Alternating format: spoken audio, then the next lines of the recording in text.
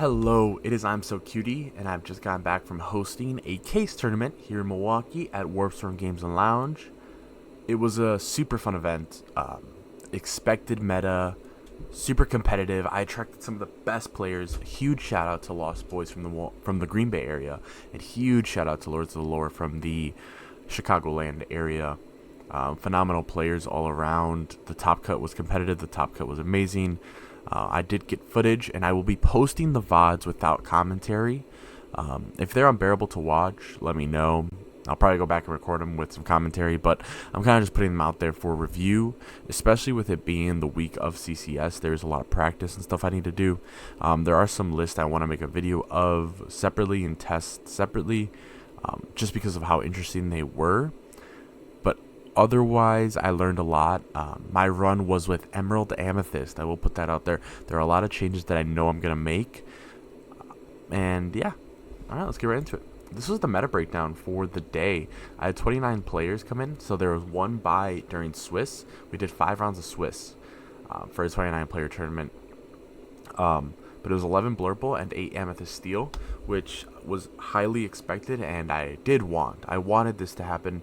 I wanted these players, the best players that I knew, to come out and play me with the deck that I knew I would see so much at TCS, and I learned so much. I learned what cards I should really have. I learned how fast the game really feels, and I learned how a good player adapts to my hand and my deck while we're playing best of threes. So I did not make top cut, but I did perform pretty well, in my opinion, and I did learn a lot. And yeah, I just gave an opportunity to my team to be able to play 5 rounds of Swiss with some of the best players. So I believe that this was a success overall. We are going from 7th to 1st in the list, so let's just get right into it. Right here at 7th, we had I think his name is Chris Nauer, Purple Steel. Just super fancy. I think he did not have a third Lilo, so he played this Jafar tech. Genie, super good staple. I mean, I saw this guy play in the top 8. I believe he played a mirror in the top 8. Did not have seed advantage, but he actually did get 2-0'd. Tug of War was a little clunky for him. This Jafar was amazing, actually. Madam M Elephant did a lot of work. This Genie is super underplayed, but super good. This Genie is so good.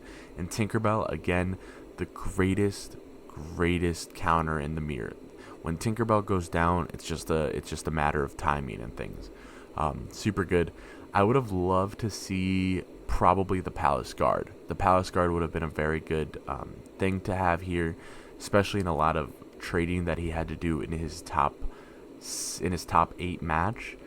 If he had Palace Guard and possibly just a little bit more Lilo, obviously this was the first debut week, so he did not have Lilo.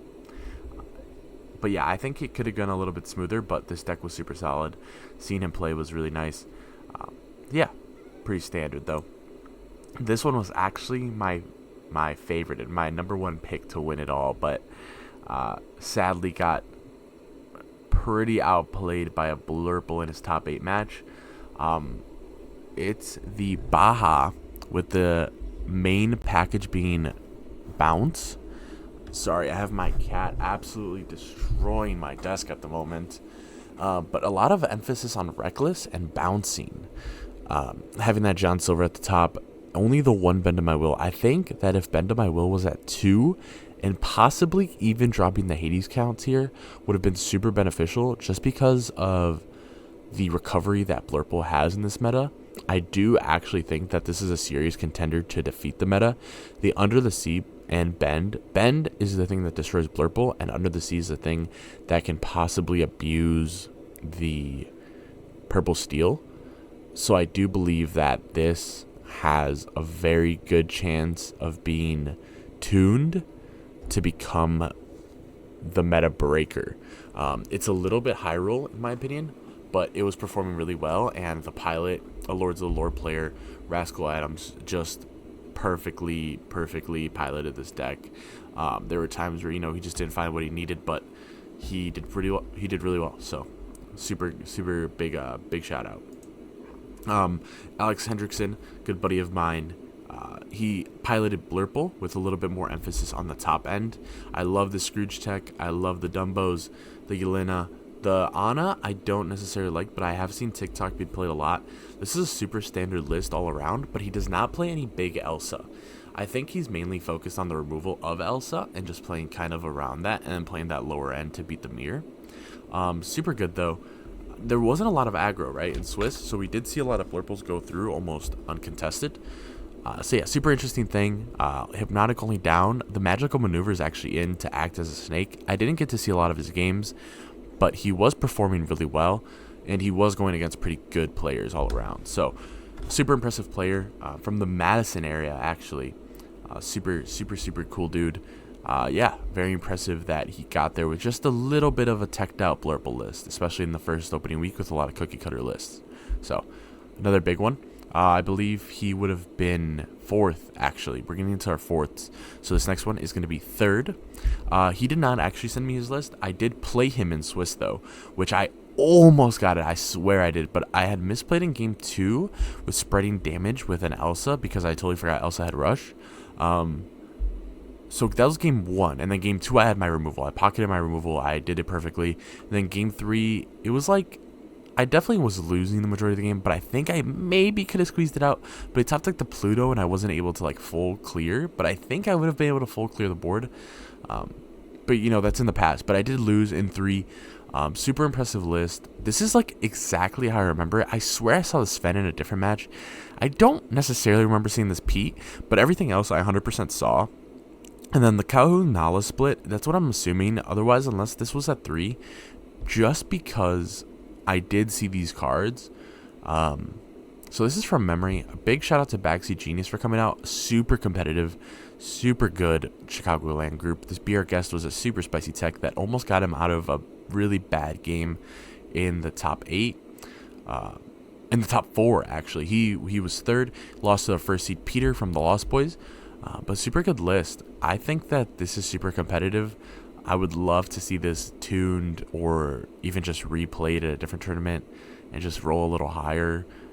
Yeah, it was super good. I'm super impressed with this. I expect to see a lot of this in CCS. I think that a 29 player pool isn't enough, and I think a 400 player pool is just so different. You're gonna get so much variety, and then it'll dilute to like, you know, what we saw. You know, then it'll dilute to something like this, right? Where you know the top end decks are sneaking past, but we're getting a really good majority of Amber Steel. You know, it's the next one up, right? So, and then we are going now into second place, which is actually our first seed after Swiss. So what happened was that our finalists actually split the prizing. So it was 3 boxes. They were from the same team. Super amazing player, Peter. He's grown a lot in the competitive scene. He's been performing exceptionally recently. His list, his playstyle, super good. The way he maneuvers plays, super good, super impressive.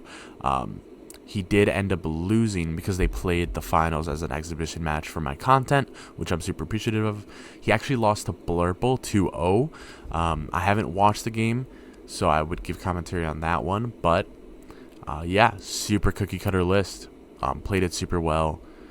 Super impressive. Not much to be said. You know, we see the standard cards. Lilo was an absolute monster for him. Again, Lilo, Palace, Bell. Super good. Saw him abuse it so many times. Yeah, just super good. Super good all around. And then finally, our technical first place winner, but in reality, tied with Peter. We have Blake.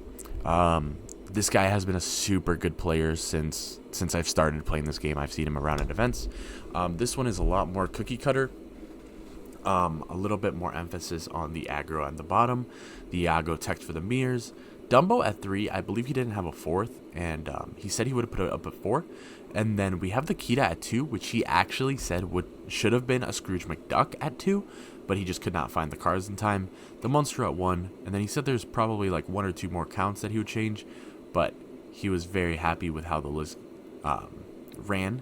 Again, he made a tribute to the elephant in JJK, but the Madame M elephant was a serious play for him. He abused that elephant every single game I looked over. A super solid player. I do believe he was utilizing the Ana for a little bit more support on that elephant to be a bigger threat. Even then, just using that Elsa as well, super crazy. I do like that synergy, the support synergy, but a little iffy for me. But overall, super crazy. Took first.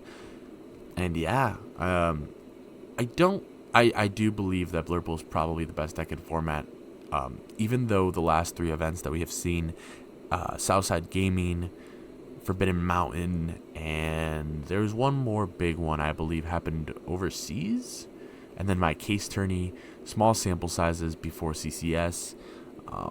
Purple Steel has been winning, but I do believe that a phenomenal player like Blake and a phenomenal player like Kendall or Justin or Zan or Bivens could take a list like this and play it correctly to, beat out the Purple Steel list.